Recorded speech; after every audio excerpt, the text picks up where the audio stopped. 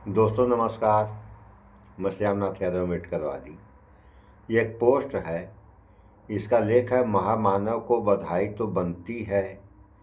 Indigo 550 उड़ानें रद्द, जमीन पर पड़े सूटकेस, फूटा यात्रियों का गुस्सा। भाइयों बहनों, महामानव ने 18-18 घंटे मेहनत करके हवाई अड्डा को बस अड्डा बना दिया।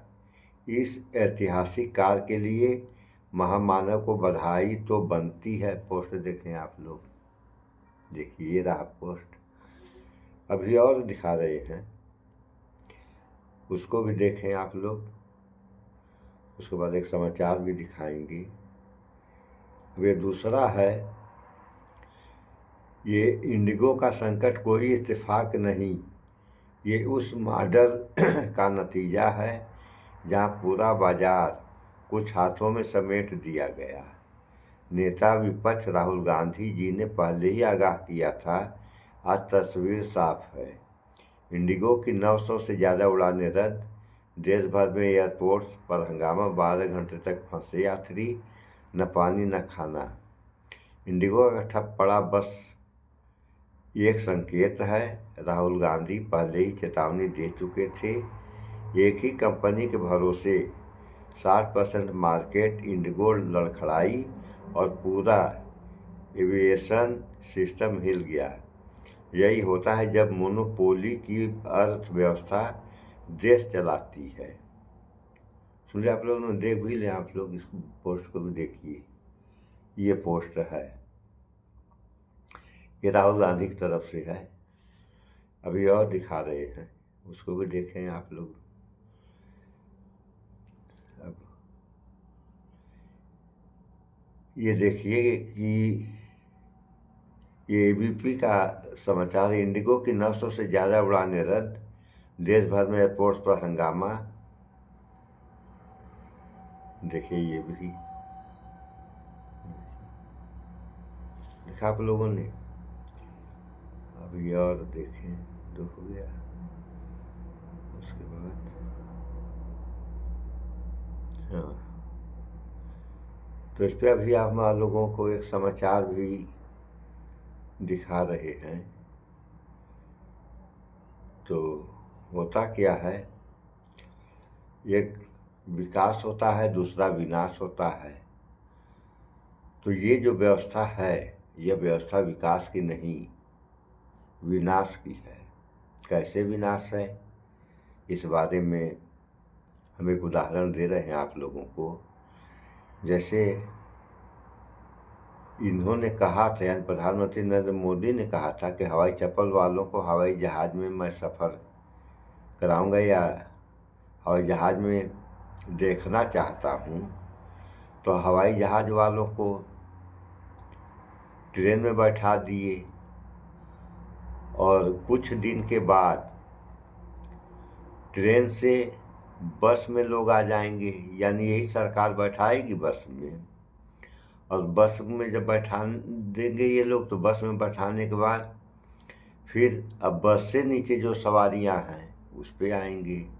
उसके बाद नतीजा ये निकलेगा कि एक दिन अब साइकिल रिक्शे से जनता चलेगी। और ऐसा होना है, क्योंकि ये सारे लोग जानते भी हैं और कहते भी हैं कि विकास ही विनाश का कारण बनता है। सो थोड़ा सा समाचार भी आप लोग इसी के बारे में सुन लें। सरकार को अचानक से आनन फानन में फैसला वापस लेना पड़ा और राहुल गांधी की बात, राहुल गांधी की भविष्यवाणी एक बार फिर से सच साबित हुई है। इंडिगो ने आखिरकार सरकार को झुका दिया। अब जरा समझिए कि किस तरीके से पूरा खेल हुआ। मोदी जी के भक्त कहते हैं कि देश में मजबूत 56 इंच की छाती वाली सरकार है। नरेंद्र मोदी वो अपने लिए नहीं बल्कि देश के लिए काम कर रहे हैं, ये कर रहे हैं, वो कर रहे हैं। और राहुल गांधी बार बार सरकार को चेतावनी देते रहे कि आप मोनोपोली मत कीजिए। मोनोपोली यानी एक ही आदमी के हाथ में सब कुछ मत दीजिए। आप एक ही आदमी के हाथ में सब कुछ दे देंगे तो कल को वो आदमी जब हाथ खड़ा करेगा तो पूरा देश एक टांग पर खड़ा हो जाएगा। और आज वही हुआ है। सरकार अपनी मनमानी चलवाई है। सरकार ने फैसला जो वापस लिया है, सरकार ने एविएशन सेक्टर के लिए डीजीसीए ने जो नए नियम लागू किए थे उनको वापस ले लिया है। और ये क्यों हुआ है? ये इसलिए हुआ है क्योंकि इंडिगो की मोनोपोली है। इंडिगो के बगैर एविएशन सेक्टर भारत का लड़खड़ा गया वो पूरी तरह से। 1,500 के करीब फ्लाइट्स कैंसिल हो गई।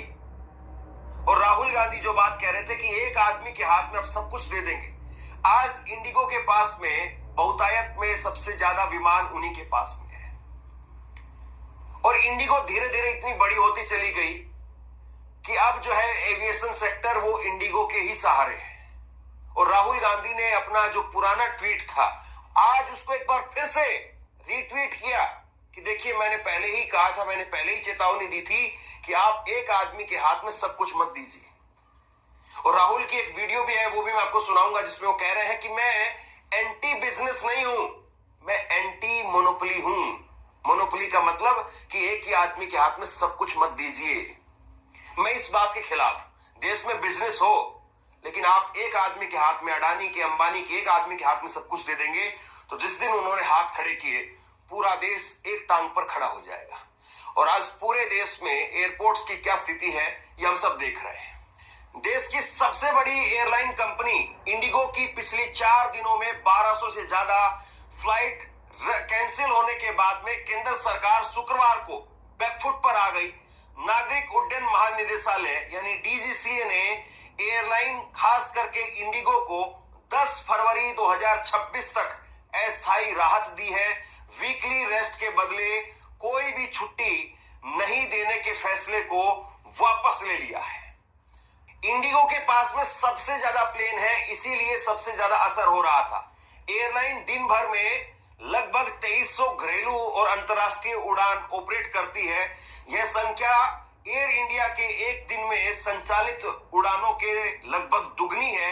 इतने बड़े पैमाने पर यदि 10 से 20% उड़ानें भी देरी से चले या रद्द हो जाए तो इसका मतलब होता है कि 200 से 400 उड़ानें प्रभावित होना, हजारों यात्रियों के लिए बड़ी मुश्किल में आना। बुधवार को इंडिगो की 200 से ज्यादा उड़ानों पर असर पड़ा। डीजीसीए के अनुसार क्रू की कमी इसकी मुख्य वजह है। इंडिगो में यह दिक्कत पिछले महीने से चल रही है। नवंबर में इसकी 1232 उड़ानें रद्द हुई थी। मंगलवार को 1400 उड़ानें देरी से चली।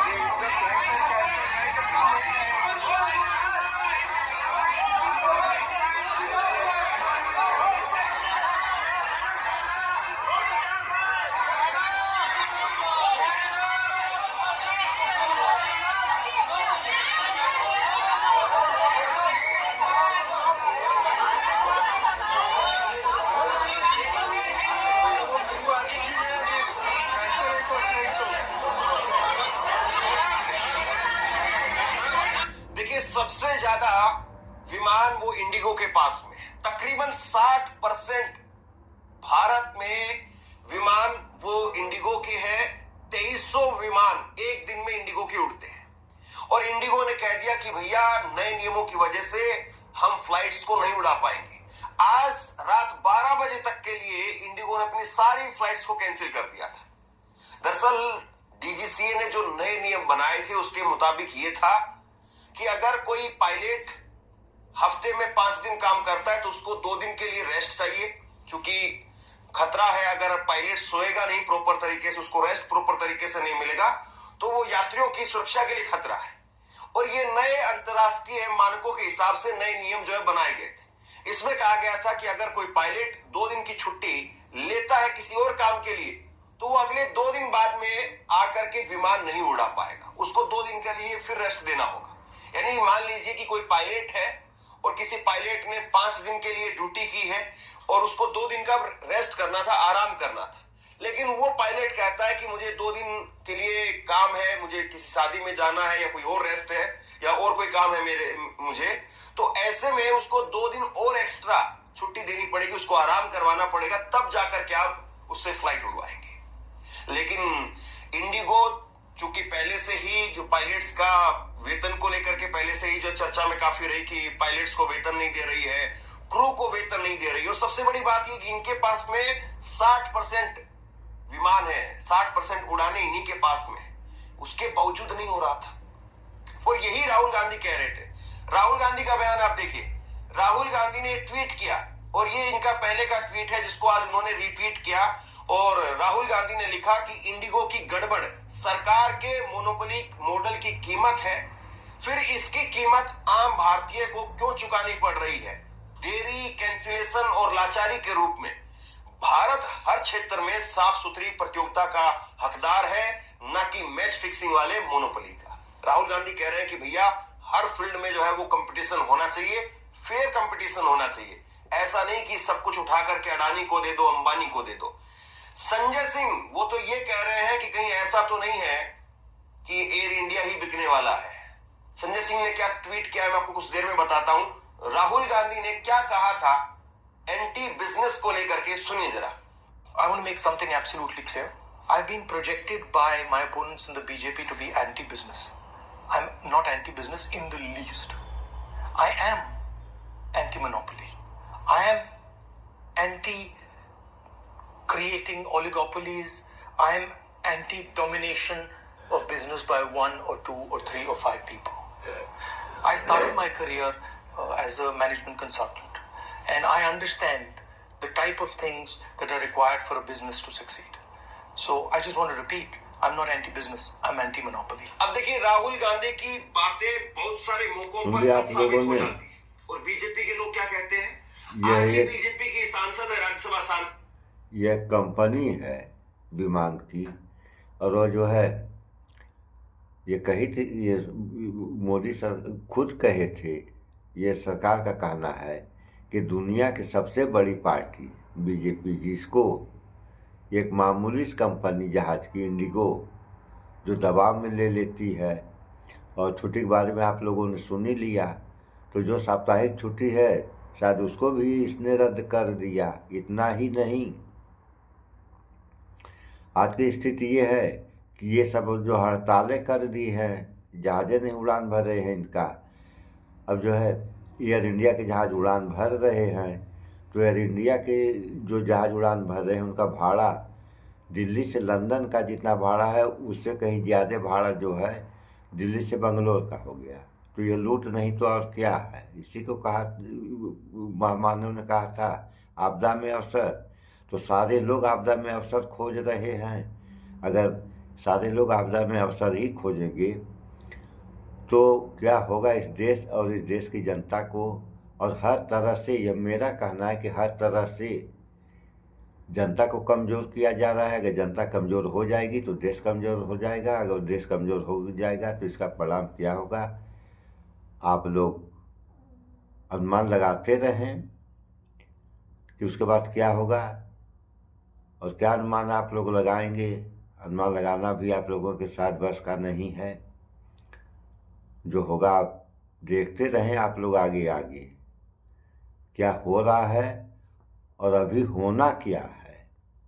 सो इस वीडियो में इतना ही। भाईचारा बना के रहें, स्वच्छता अपनाएं, शुद्ध खाएं, स्वस्थ रहें, शिक्षित बने।